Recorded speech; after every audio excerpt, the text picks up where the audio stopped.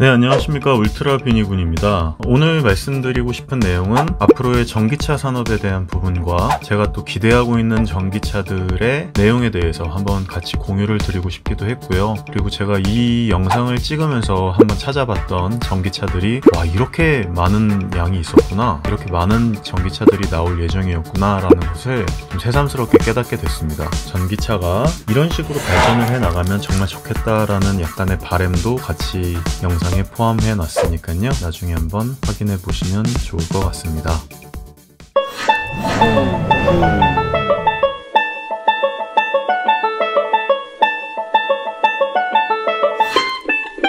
원래 나올 전기차가 몇 대 정도 있고, 또 이렇게 나오는 차량들이 몇 대 정도가 내 구매 목록에 들어올 거고, 또 이 중에서 어떤 차를 구입해야 맞는 것인지 확인해 보려는 영상을 찍으려고 했었어요. 많아봐야지 10대 정도 되겠지 이렇게 생각을 했는데 그게 아니었네요.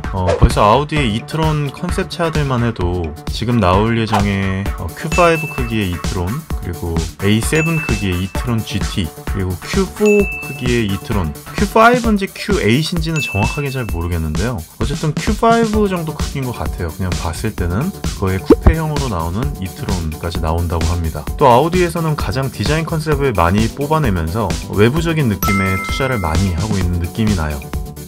새로운 디자인에 신경 쓰는 회사가 어디 있을까 하면은 포르쉐입니다. 포르쉐에서는 항상 비슷한 느낌의 디자인이잖아요. 그러니까 보통 차를 많이 모르시는 분들이 봤을 때 이 차는 포르쉐 카이엔이야, 카이맨이야, 아니면 911이야 이렇게 얘기하지 않고 보통 포르쉐다 이렇게 얘기를 하잖아요. 그러니까 포르쉐에서는 항상 비슷한 느낌의 디자인이지만 점점 세대가 이렇게 넘어갈수록 세련되어지는 느낌이 전 세대와 비교를 해야만 알 수 있을 정도로 되게 엄청난 디자인 실력을 갖추고 있다고 봐도 되죠. 한마디로 얘기하면 기존의 디자인 전통을 그대로 계승하면서 그러면서도 정체성을 완벽히 유지하는 새로운 디자인을 만들어내고 있다는 점이 포르쉐의 가장 무서운 점이라고 생각을 합니다. 원래 전기차를 만들지는 않겠다고 얘기했던 포르쉐였는데 언제나 시장 상황에 따라 변화하는 게 또 제조사들의 입장이죠. 람보르기니가 우루스를 만들어냈던 것처럼 말이죠. 마세라티도 르반떼를 만들었죠. 어쨌든 포르쉐에서 나올 타이칸은 전기차를 좋아하지만 또 포르쉐의 정체성과 스포츠성을 좋아하는 사람들에게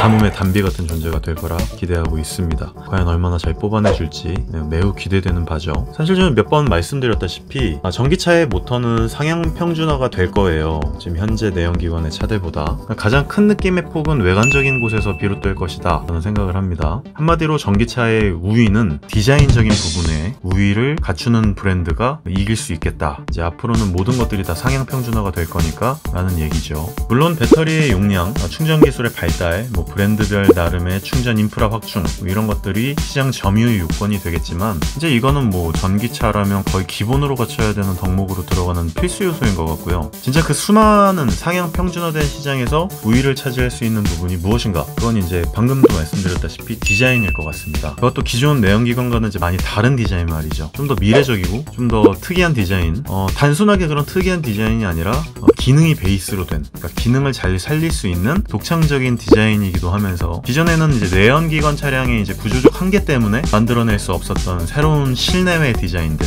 예를 들어 앞 본넷 쪽에 엔진과 여러가지 부품들이 많이 꽉 차 있었기 때문에 앞에 공간을 활용할 수 없었지만 지금의 테슬라나 아이페이스나 여러가지 차량들이 앞쪽에도 공간을 이용하고 있죠. 4륜 구동에 들어가는 것 때문에 프로펠러 샤프트가 들어가던지 아니면은 미션이 들어가서 가운데 센터 터널이 굉장히 높이 올라와 있던 구조였다면 지금은 배터리가 바닥에 깔리는 구조이기 때문에 편편하게 바닥을 처리할 수 있는 그런 디자인적인 부분들, 그런 부분들이 기존 내연기관 차량들과는 많이 차이점이 있는 부분이죠. 요즘 들어 스포츠 차량의 시장이 늘어났다고는 하지만 대부분 운전자들은 250-60km 정도의 초고속 영역 구간이나 코너링의 한계 등을 막 시험하면서 달리지는 않을 겁니다. 그렇다고 엑셀의 스트레스는 거의 없고 또 직발이 좋고 소음이랑 매연이 거의 없는 모든 면에서 비슷한 느낌의 전기차 시장에서는 그 차의 디자인과 승차감에서 아마 파이가 나뉘지 않을까, 그렇게 감히 한번 예상해 봅니다. 일단 서스 부분을 좀 잠시 미뤄두고요. 디자인적인 부분에 대해서 신경을 가장 많이 쓰고 있는 회사들이 눈이 갈 타이밍이라는 거죠. 저는 그 부분을 이제 아우디 쪽으로 보고 있는데 아우디에서 투자를 디자인 쪽으로 굉장히 많이 하고 있는 듯한 인상을 갖습니다.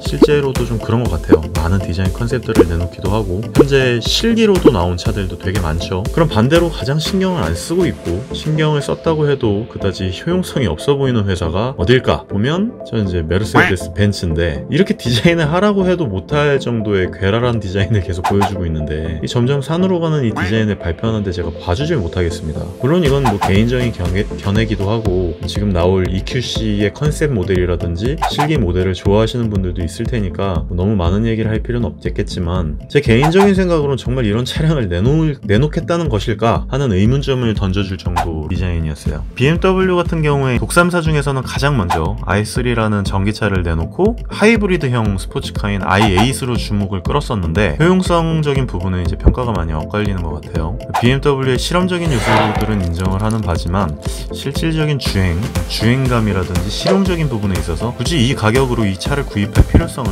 못 느끼는 그런 상품성으로 질타를 받기도 했었고요. 또 디자인도 호불호가 많이 갈렸죠. i8은 굉장히 멋있는 디자인이었지만 i3 같은 경우에는 아니 6,800만원 정도 되는 가격인데 이 가격으로 굳이 이 정도 200km도 못 가는 전기차를 굳이 구입해야 할까? 라는 생각이 들 정도였으니까요. 이제는 i5, i4 같은 것들이 나온다고 해요. 그런 것들을 기반으로 다시 전기차 시장 쪽을 만회해보려고 하는 모습들이 조금 보이지만, 아직도 디젤차 쪽에 훨씬 공을 많이 들이고 있는 걸로 보아서는 BMW 역시 아직 i 시리즈를 만드는 팀에 큰 힘을 실어주고 있지는 않아 보입니다. 그리고 지금쯤이라면 렌더링이나 구체적이지는 않더라도 오피셜 티저 이미지 같은 것들을 예고하면서 다음 i 시리즈는 이런 식으로 나올 것이다, 이런 예고를 해도 애진작에 했었어야 될 타이밍인데 타이밍도 놓친 것으로 보여지고요. 어쨌든 아직까진 전력을 다해서 전기차를 만들겠다는 의지는 독삼사 중에서도 아우디 말고는 없어 보입니다. 폭스바겐의 ID 시리즈 역시 아직 뭐 이렇다 할 실기가 나오지 않고 있고, 뭐 컨셉카 이미지들만 나오고 뭐 이렇게 갈 것이다, 뭐 이 정도, 한 번 충전에 이 정도로 갈 것이다 라는 어떤 예상되는 로드맵만 그리고 있지, 뭐 특출난 모델명을 제 기반으로 해서 익스테리어 같은 것들에 대한 광고, 동력 성능에 대한 광고 같은 것들을 대대적으로 하고 있지는 않는 것 같습니다. 확실히 전기차 쪽에서 가장 공격적으로 나오는 건 아우디랑 의외로 또 제규어였죠. 그러니까 아직까지는 내연기관에서 뽑아먹을 게 많다는 판단이겠죠. 당연한 걸 겁니다. 이미 구축해놓은 공장에서 조금만 제품들이 나오면은 많은 이윤을 창출해낼 수 있기 때문에 이미 구축해놓은 어떤 인프라에서 다 뽑아먹어야죠. 다만 이제 굉장히 공격적으로 나왔던 제규어였지만, 제규어의 아이페이스는 패기는 좋았으나 실망감을 저에게 많이 안겨주었던 모델이고 이미 또 시승기로 만들어서 올렸기 때문에 제가 뭐 더 이상 드릴 말씀은 없을 것 같아요. 그러면은 제 기준입니다. 주관적인 내용이에요. 가장 컨셉카들 중에서 제가 가장 기대되는 모델, 컨셉카들 중에서요, 그거는 이제 혼다 어반 EV랑 이트론 GT예요. 그리고 곧 나올 차들, 진짜로 곧 나오려고 대기 중인 차량들 중에 가장 기대되는 차는 이트론 SUV 쿠페 버전과 포르쉐 타이칸인데요. 왜냐하면 모델 S, 지금 이제 스포츠 세단을 대체할 수 있는 차는 포르쉐 타이칸과 이트론 GT일 것 같은데, 차량의 크기도 이제 4인용을 커버하면서 약간의 또 짐을 싣는 수준, 그리고 멋진 외관, 그리고 스포츠성, 한마디로 지금의 모델 S의 완성도가 높은 버전이라고 생각을 하면 좋을 것 같습니다. 그리고 이제 아까 서스펜션 부분과 승차감 얘기를 제가 잠깐 넘겼는데, 사실 모델 S에서 가장 안타까운 부분이라든지 한계적인 부분이 뭐냐면 좀 편안한 승차감을 지향하는 유저들에게는 좀 맞지 않는 모델이거든요. 스포츠성이 굉장히 강조됐다고도 얘기할 수 있겠고, 또 통통거리는 그 승차감을 싫어하는 유저들이 굉장히 많았던 걸로 생각을 합니다. 그래서 그런 부분들까지도 아우를 수 있는 완성도가 높은 버전이 나온다면 지금의 모델 S를 대체할 수 있지 않을까, 그런 생각도 들고요. 그리고 또 하나는 이제 SUV 크기, 많은 짐을 실을 수 있는 모델 X가 있죠. 개인적으로는 못생겨 보이는 모델 X를 대체할 꽤 스포츠성이 좋은 SUV가 나와주었으면 하는 바람으로 이트론 SUV 쿠페 버전이 나왔으면 하는 바람으로 꼽아봤고요. 그리고 이제 혼다 어반 EV는 이제 그 많은 차량들 중에서도 약간 가성비가 좋고 귀엽고 조그맣게 아주 캐주얼하게 시내 운전을 가볍게 할 수 있는 그런 차량도 하나 갖고 있으면 등원할 때 아이들을 데려다주고 장 볼 때도 좋겠구나 라는 생각을 하게 되었습니다. 그리고 이제 제가 기대하고 있는 전기차들의 몇 가지를 더 갖추면 정말 전기차 시장에서 거의 뭐 완벽한 충분한 경쟁력을 갖출 수 있을 것이라고 보여지는데요. 물론 쉬운 건 아니겠죠. 오토파일럿에 상응하는 반자율 주행 기능, 이게 이제 갖추어지면 현재 테슬라가 갖고 있는 오토파일럿을 상쇄할 수 있으니까요. 사실 완전 자율 주행이 있으면 좋겠지만 이게 법적인 문제, 제도적인 부분도 이제 오픈을 해야 되고요. 그리고 완전히 또 제가 차량을 믿고 운행하기에는 너무 불안해요. 아직도 기계를 전기를 100% 믿을 수 있는 오바잖아요. 자율주행 차들만 있는 시장이 아니기 때문에 너무나도 많은 변수가 존재하기 때문에 저는 완전 자율주행은 좀 더 미뤄졌으면 하는 개인적인 바람이 있어서 현재의 오토파일럿에서 조금 더 다듬어진 정도의 반자율주행 기능, 이 정도면 저는 충분하다고 봅니다. 지금도 서울 부산 왕복하면서 혹은 장거리 가면서 오토파일럿으로 하면 정말 편하거든요. 그리고 이제 차량에 대한 확장성, 현재 하드웨어에 관련되어 있는 부분에서 소프트웨어적인 부분에 확장성을 좀 더 줬으면 좋겠다는 부분이에요. 그러니까 현재 차량들은 이미 이제 구성된 내연 기관과 큰 플랫폼, 그걸 이제 구축하고 난 이후에는 스킨만 계속 바꿔가면서 약간의 파워트레인 세팅값 변화, 이런 걸로 이제 지속적인 수익 창출이 가능한 구조인데, 저는 이제 한 차량을 샀을 때 지속적으로 확장이 좀 가능한 구조로 바뀌었으면 하는 바람이라는 거죠. 지금의 아이패드나 지금의 스마트폰처럼 말이죠. 그 위에 반자율주행이나 확장성 같은 게 이제 이미 테슬라에 들어있기 때문에 이것들을 뛰어넘을 정도의, 상응할 정도의 차량이 나오면 저는 이제 전기차 쪽에서도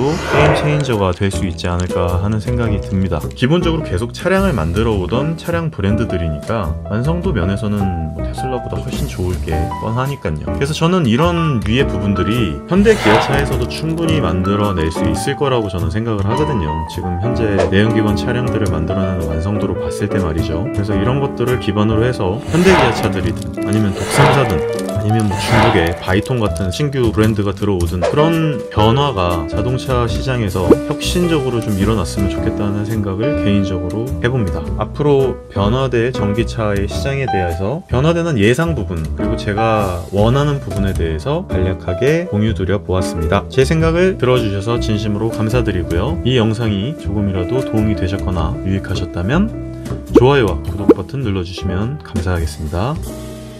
울트라비니군이었습니다.